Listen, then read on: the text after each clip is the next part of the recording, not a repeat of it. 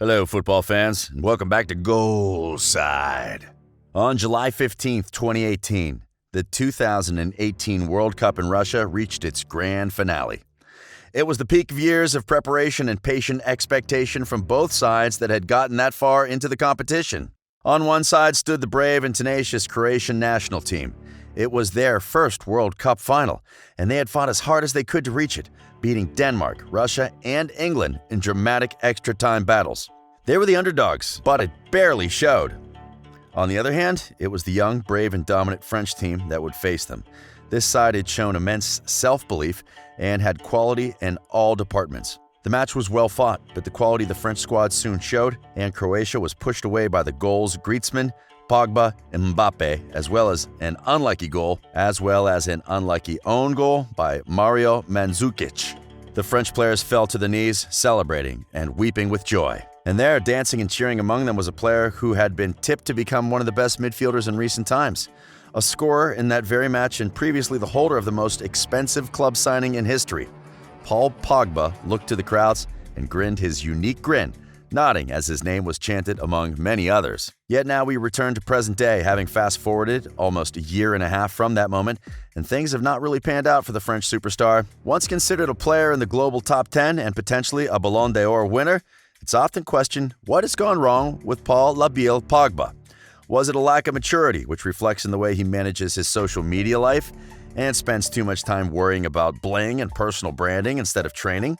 Is it the fact that he believes in his own abilities a little too much and simply can't find it in himself to correct the issues he had in the game that prevent him from becoming a consistently world-class player? Is it that, despite having played for two different managers at Man United with different styles, it's the club that's the problem, as many rivals claim?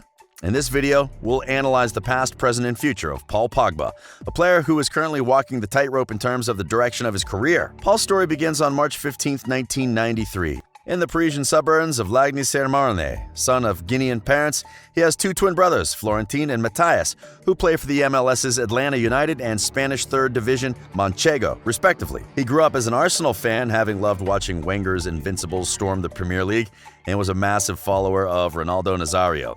In fact, Paul Pogba's initial position on the pitch was as a striker, and it allowed him to grow not only as a player, but as a captain for his sides. US Roissy and Brie, where he spent 7 years, and US Torcy, where he spent a year at their under-13 level. Around this time, as early as 14 and 15 years old, the scouts on the French national team recognized his ability as a player, and he was soon introduced to the French U16 national squad, receiving captaincy as he helped lead them to big victories against the talented Uruguayan and Italian U16s. In terms of the youth national team, he would go on to win the 2009 Aegean Cup, score the goals that qualified the U19 side for the 2012 UEFA European Championship, and was a key element in helping his side go all the way to the semifinals, where they were knocked out by a strong Spanish side. Paul's best moment with the French youth team came in the 2013 Under-20 FIFA World Cup, in which he captained the side to France's first ever U20 World Cup, receiving the Best Player of the Tournament award by unanimous decision. While all of this took place, he had left his club, US Torcy, to head to Le Havre, where he would continue developing his game for 2 years until a European giant turned its gaze towards him and knew that he had to sign for them.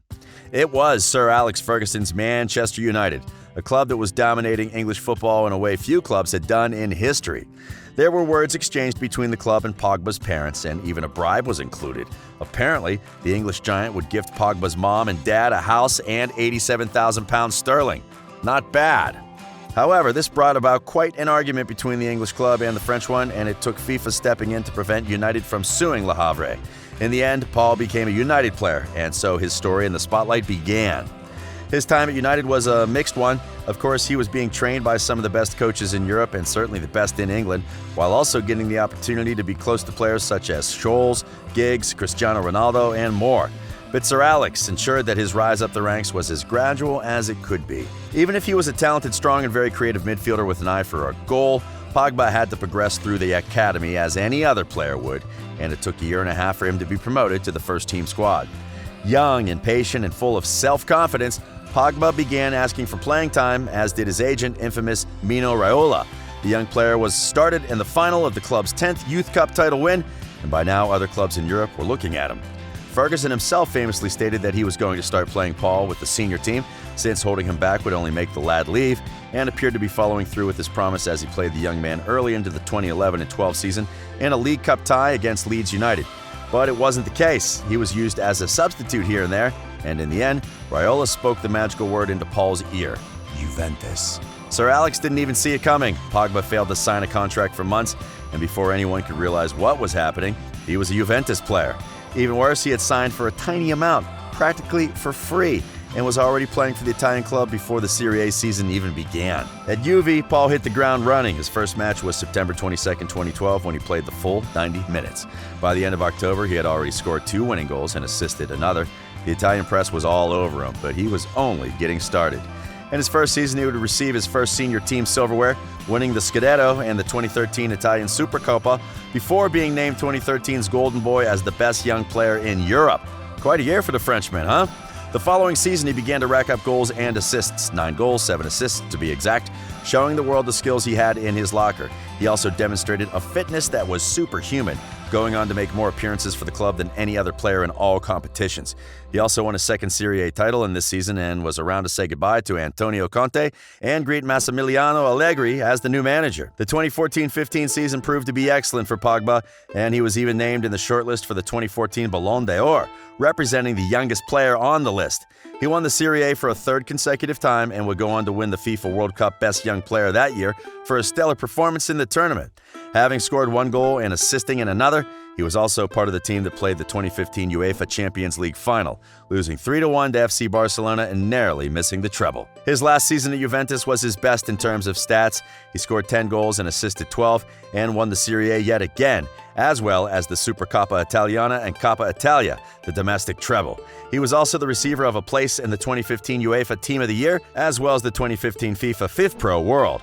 But a massive twist was about to rock Pogba's world. He was going to return to Manchester United. It would be a €105 million fee, which included a $27 million payment to Mino Raiola, making Paul the most expensive footballer of all time. Pogba's new beginning at United didn't go so well initially, but he soon went to score 3 goals in quick succession. More goals and assists would follow, and Paul was key in helping Marino's United reach both the EFL Cup final and the Europa League final against Southampton and AFC Ajax, respectively. The English giant won both trophies, and Pogba was lauded by most for a highly decent season in the tough Premier League. In 2016-17, it was a dramatic season for Paul, as he had immensely mixed performances. Sometimes he was world-class and seemed like the best midfielder in the league, while other times he failed to show up at all. This all came to its peak just days before the Manchester Derby, when Pep Guardiola claimed that Pogba had been offered to City before signing for United, and Pogba walked onto the pitch of the Etihad with his hair partially painted blue. However, he would be Guardiola's doom in that match, as he scored 2 goals to lead United back from a 2-0 defeat at halftime, finally beating the citizens 3-2 with a late Chris Smalling goal.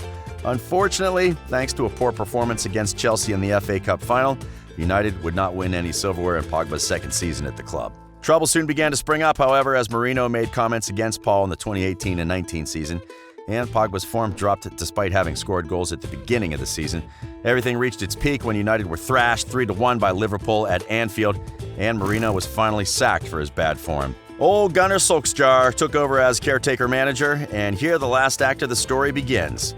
Solskjaer's arrival meant that Pogba's excellent form was reborn, and he began to score or assist important goals that would earn the club points and progression through the competitions. He scored a brace against Fulham that led him to beat his previous goal tally of 10, and by the end of the season, he had achieved a record of 16 goals and 11 assists, which were numbers that even certain strikers could find themselves comfortable with. So, this is where we get to the now, to the present, and the future. Where is Paul Pogba now? Yeah, he's injured, but before he got injured, what was happening with him? Since the end of the 2018-19 season, he's entered a serious slump, scoring no goals for his national team in all of 2019 either. He's missed a few penalties for Manchester United and has unnecessarily talked about leaving the club in TV interviews. Is Paul entering a decline, or is it just a matter of needing to focus on his game again? After all, we all know how good he can be. Would the right manager get the best out of him, say Allegri or Zidane? Pogba is a world champion, a powerful midfielder with vision that almost no box-to-box midfielder in the world has right now. It can't be a case of him constantly looking for reasons to be mature, to take football seriously. He's 26 now, and many of his French teammates, such as Griezmann and Kanté, have shown the ability to handle pressure. So what is it that Pogba needs? Will he get it before it's too late? And no big club, not even Real Madrid, who are anxious to sign him, want him anymore? This is the mystery surrounding Paul Pogba. World class one game and a passenger the next. Paul, the next year will be crucial in your career. Face the facts, my man. You'll either be remembered as the legendary French midfielder that made a name for himself in the biggest European clubs, or the next young talent that flopped. You decide which legacy to leave behind. This has been all of our video today about Paul Pogba and his decline in form. We hope you enjoyed it. If you did, please subscribe to Goalside. We'll see you right back here for our next video.